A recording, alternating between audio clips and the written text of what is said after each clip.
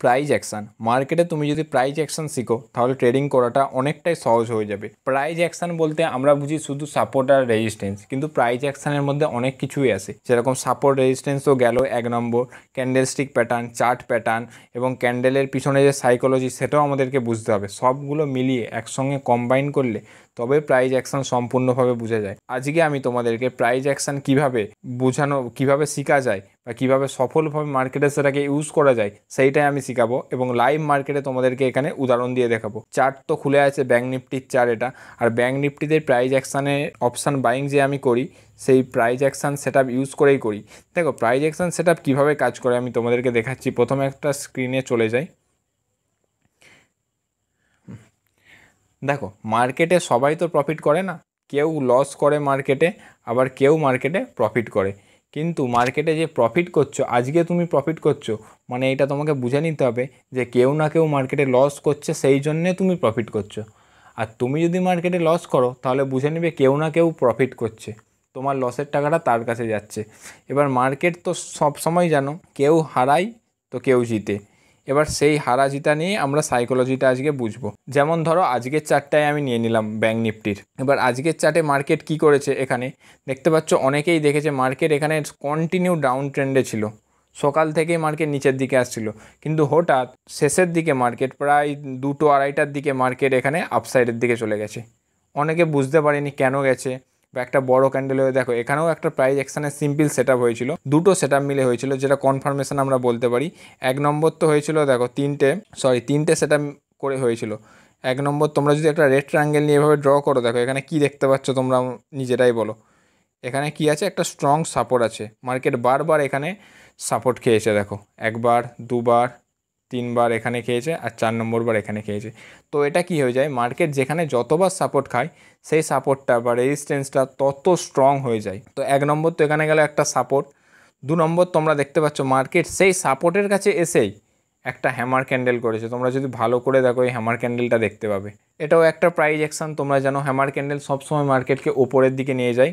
এবং 3 নম্বর যেটা লাস্ট করেছে সেটা হচ্ছে একটা ট্রেন্ড লাইনের ব্রেকআউট দিয়েছে। ফার্স্ট ক্যান্ডেল থেকে তোমরা যদি মার্ক করে টানো এইভাবে ট্রেন্ড লাইন নিয়েছে। দেখো সব থেকে তোমাদেরকে প্রথমে বলে রাখি, সব থেকে যে প্রথম ট্রেড দিবে সেটা হচ্ছে ক্যান্ডেলস্টিক প্যাটার্ন। যেরকম এখানে দেখতে পাচ্ছ ক্যান্ডেলস্টিক প্যাটার্নের মধ্যে পড়ে হ্যামার ক্যান্ডেল। হ্যামার ক্যান্ডেলে যদি তুমি ট্রেড করতে, তুমি এখানেই ট্রেড তোমার হয়ে যেত। আর তুমি যদি ট্রেড করতে যে ট্রেন্ড লাইনে, তোমার ট্রেড এখানে হতো। আর তুমি যদি সাপোর্ট আর রেজিস্ট্যান্স থেকে ট্রেড করতে, তাহলে এখানে এই রেজিস্ট্যান্স ব্রেকআউট হলে ট্রেড নিতে। এবার হ্যামার ক্যান্ডেলে যেখানে ট্রেন্ড নিলে, আমি তোমাদেরকে বলে দিচ্ছি হ্যামার কিন্তু আমরা সব জায়গাতে ফলো করব না, প্রপার সাপোর্টের কাছে এসে হ্যামার করলেই তখনই আমরা ফলো করব। আর এখানে যেহেতু 3টে কনফার্মেশন ছিল, সেই জন্য ট্রেড নেওয়াটা অনেকটাই সুবিধাজনক হয়ে যেত। এবার টার্গেট তোমরা কোথা রাখবে, দেখো টার্গেট আমি ডিসাইড করিনি যে কোথা রাখবো টার্গেট, কেননা মোমেন্টামের সঙ্গে যতক্ষণ মার্কেট চলবে ততক্ষণ আমি টার্গেট নিয়ে যাই এখানে। কিন্তু এক্ষেত্রে তোমরা ফার্স্ট টার্গেট রাখা উচিত ছিল তোমাদের, যদি এই হ্যামার ক্যান্ডেলের ট্রেড নিতে তোমাদের ফার্স্ট টার্গেট রাখা উচিত ছিল এই ডে হাই পর্যন্ত। কেননা মার্কেট এইখানে এসে সাপোর্ট খেয়ে যায়, কেননা ডে হাই আছে, এখান থেকে সাপোর্ট খেয়ে মার্কেট নিচে যেতে পারে। এইটা তোমাদেরকে মাথায় রাখতে হবে এইটা একটু।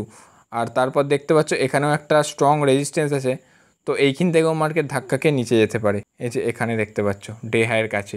তো এইগুলো একটা ছোট ছোট পয়েন্ট তোমাদেরকে মাথায় রাখতে হবে। আমি আরও তোমাদেরকে অনেক প্রাইজ অ্যাকশানের উদাহরণ দিচ্ছি।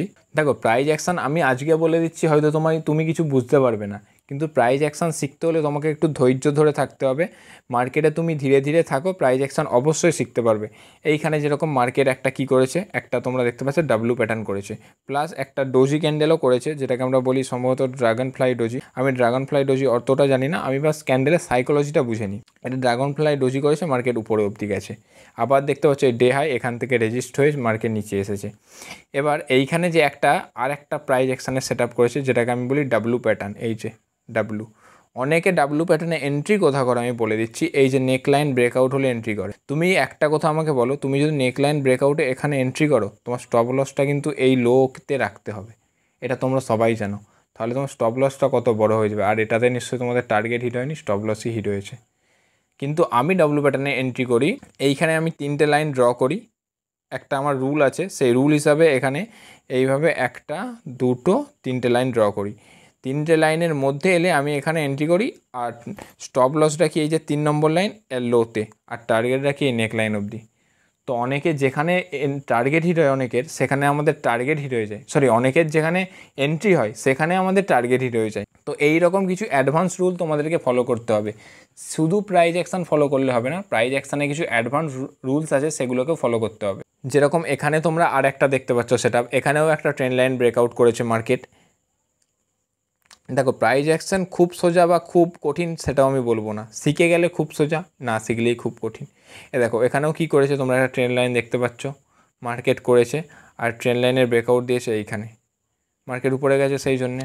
এবার আমি বলবো না যে এটা 100% সঠিক হবে, কারণ 100% সঠিক মার্কেটে কিছু হয় না, তুমি যাই ইউজ করে নাও, ইন্ডিকেটার অমুক তমুক যত যাই কিছু ইউজ করে নাও, 100% কিছু হয় না মার্কেটে। তোমার একবার না একবার হলেও স্টপ লস হিট হবে মার্কেটে। সেই রকম এখানেও একটা প্রাইস অ্যাকশান করেছে, প্লাস এখানে আর একটা কি তোমরা দেখতে পাচ্ছ প্রাইস অ্যাকশানে ইনসাইড ক্যান্ডেল, এই যে রেড ক্যান্ডেলটা দেখো, এই যে বড় রেড ক্যান্ডেল 1:15, এই রেড ক্যান্ডেলে যদি হাইটা মার্ক করি আর লোটাকে একবার যদি মার্ক করে নিই আমি, আচ্ছা মার্ক করে নিচ্ছি, এই যে দেখতে পাচ্ছ এই লো এর মধ্যে, এই ক্যান্ডেলের মধ্যে তোমরা দেখতে পাচ্ছ কতগুলো ক্যান্ডেল হয়েছে, দেখো হাই লো, এতগুলো ক্যান্ডেল যখন হবে তখন এটাকে আমরা বলি ইনসাইড ক্যান্ডেল। একটা ক্যান্ডেলের মধ্যে যদি এতগুলো ক্যান্ডেল হয়ে যায়, তার হাই আর লোগুলো ধরো ব্রেক করতে পারেনি, সেটাকে আমরা বলি ইনসাইড ক্যান্ডেল। আর তার উপরে যদি ব্রেকআউট দেয় উপরে ট্রেন্ড নিই, নিচে যদি ব্রেকআউট দেয় তাহলে আমরা নিচের দিকে ট্রেন্ড নিই। এইগুলো হচ্ছে সিম্পল প্রাইস অ্যাকশান। কিন্তু তোমাকে প্রাইস অ্যাকশান